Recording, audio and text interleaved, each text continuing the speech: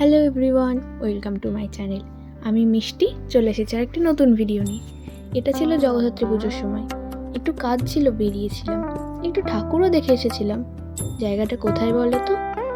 হ্যাঁ, জানি অনেকেই বুঝতে পারছো, আবার অনেকেই বুঝতে পারছো না।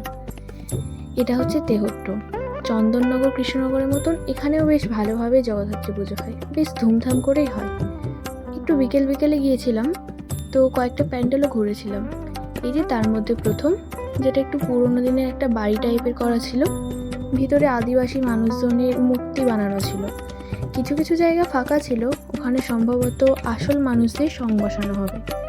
আর এই যে মন্দিরটা ছোট্টর ওপরে বেশ সুন্দর, আর মায়ের মূর্তিটা তো খুবই সুন্দর। মাকে দেখেই যেন মনটা ভালো হয়েছে।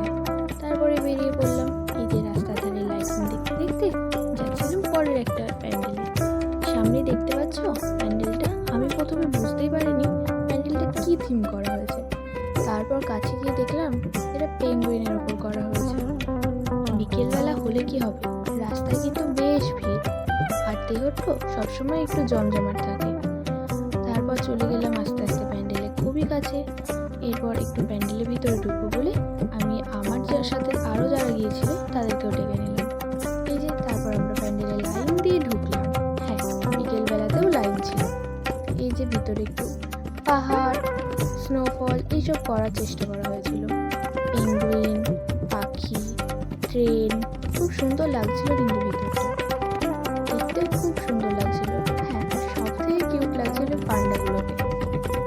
ছোট ছোট বাচ্চাগুলো তো এগুলোকে দেখেই খুব মজা পাচ্ছিল, আর মজা পাবেই না বা কেন, পান্ডা জিনিসটা এত সুন্দর, আমারও খুব ভালো লাগে। মায়ের মূর্তিটাও খুবই সুন্দর ছিল। এখানে ভিডিওটা একটু স্লো মোশনে হয়ে গেছিল, কিছু মনে করো না। এই যে তারপর বেরিয়ে গেলাম আর একটা প্যান্ডেলের দিকে। এটা কোর্টের সামনে, এখানেও বেশ সুন্দর প্যান্ডেল করেছিল।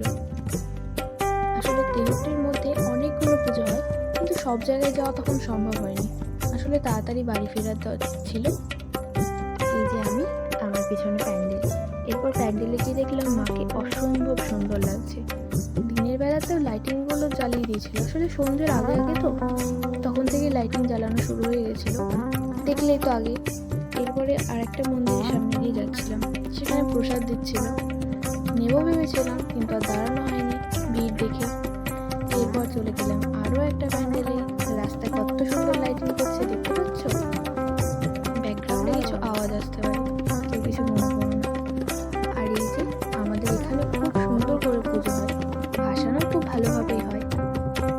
ছোট থেকে এখানে পুজো দেখে আসছি, খুব ধুমধাম করে হয়। এখন একটু ধুমধামটা কমেছে, তবে বেশ ভালোই বড় করে হচ্ছে। দেখতে পাচ্ছ কত সুন্দর সুন্দর প্যান্ডেল। এই যে তার মধ্যে আরো একটা, এখানটা কি ভালো লাগছিল ভিতরে, আর কি বলবো। থিমটার নাম সম্ভবত স্বপ্নের দেশ। এখানে সাদা সাদা কি জানি কি দিয়ে, মেবি টিস্যু আর আরো সব কিছু কাগজ দিয়ে খুব সুন্দর করে একটা থিম করা ছিল। মায়ের মূর্তিটাও এখানেও খুব সুন্দর। এরপরে আরো কয়েকটা প্যান্ডেল রাস্তা থেকেই দেখলাম, আর সেভাবে কোথাও দাঁড়াইনি। এরপর চলে গেলাম আরো একটা প্যান্ডেল দেখতে। রাস্তার ধারে সব জায়গাতেই সুন্দর সুন্দর লাইটিং করেছে, কিছু কিছু জায়গা রাস্তার ধার থেকেই দেখা যাচ্ছিল, দেখে নিলাম। তোমরা চাইলে একবার অবশ্যই এসো আমাদের এই তেহট্টে, খুব সুন্দর জগদ্ধাত্রী পুজো হয়। একবার এসে দেখেছো, মনটা খুব ভালো হয়ে গেল। চন্দননগর, কৃষ্ণনগর তো অনেক দেখেছো, একবার না হয় এখানে এসে দেখেছো। আর এই হচ্ছে আমাদের তেহট্টের বুড়িমা, একবার অবশ্যই এসো। এরপর আমরা বাড়ি চলে গিয়েছিলাম। আজকের মতো টাটা।